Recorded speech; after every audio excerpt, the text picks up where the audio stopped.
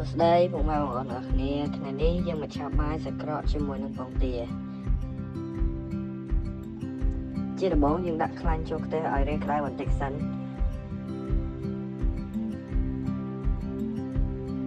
បន្ទាប់ពីខ្លាញ់ក្តៅហើយយើងចាក់ខ្ទឹមចូលបំពងឲ្យវារាងឈ្ងុយបន្តិចយើងកូរខ្ទឹមឲ្យវារាងសព្វជាមួយនឹងខ្លាញ់ឲ្យវាឡើងពណ៌ល្អ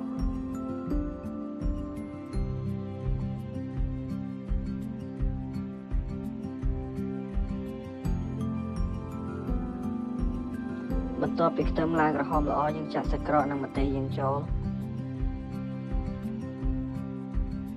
បន្ទាប់មកយើងកូរវាឲ្យវារាងឆ្អិនបន្តិចសិន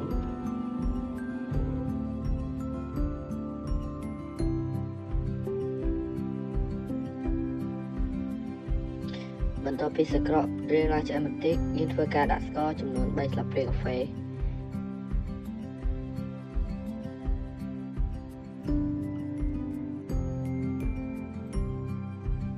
បន្ទាប់មកយើងធ្វើការដាក់ម្សៅស៊ុបចំនួន1ស្លាបព្រាកាហ្វេ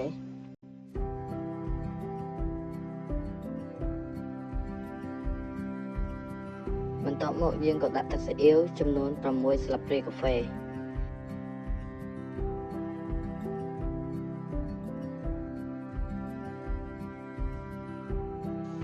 បន្ទាប់មកយើងក៏ធ្វើការកូរសាច់ក្រកឲ្យចូលជាតិជាមួយនឹងគ្រឿងសព្វល្អបន្ទាប់មកទៀតយើងចាក់សណ្តែកគួរនិងការ៉ុតដែលបានហាន់រួចចូលជាមួយនឹងសាច់ក្រក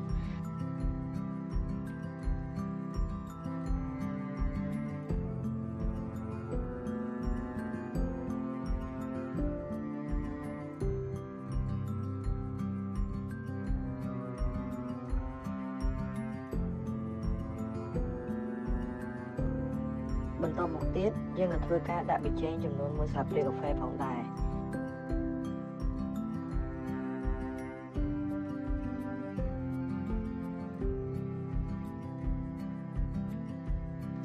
នៅពេលសណ្តែកគួរចូលជាតិសព្វល្អយើងក៏បានចាក់ពងទាចំនួន4គ្រាប់ដែលបានកូររួច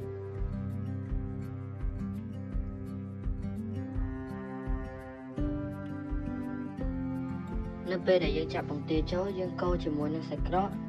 ការ៉ុតសណ្តែកគួរឲ្យបានសព្វល្អឲ្យស្ងួតដើម្បីនៅពេលដែលយើងឆាបាយមានរសជាតិឆ្ងាញ់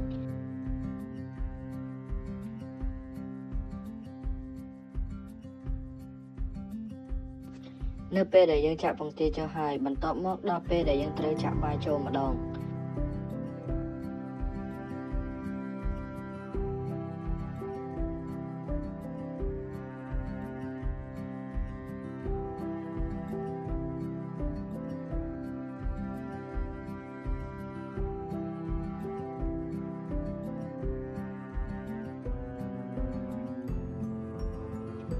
នៅពេលដែលយើងចាក់បាយចូលហើយយើងធ្វើការកូរបាយជាមួយនឹងគ្រឿងរបស់យើងឲ្យចូលសព្វគ្នាល្អ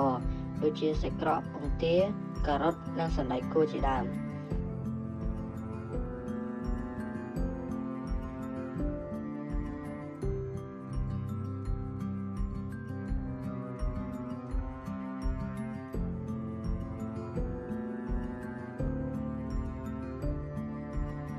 នេះគឺជាបាយឆាសាច់ក្រកជាមួយនឹងពងទាបានឆ្អិនរួចរាល់ហើយបន្ថែមទឹកត្រីកោះកុងមួយកូនចានទៀតផង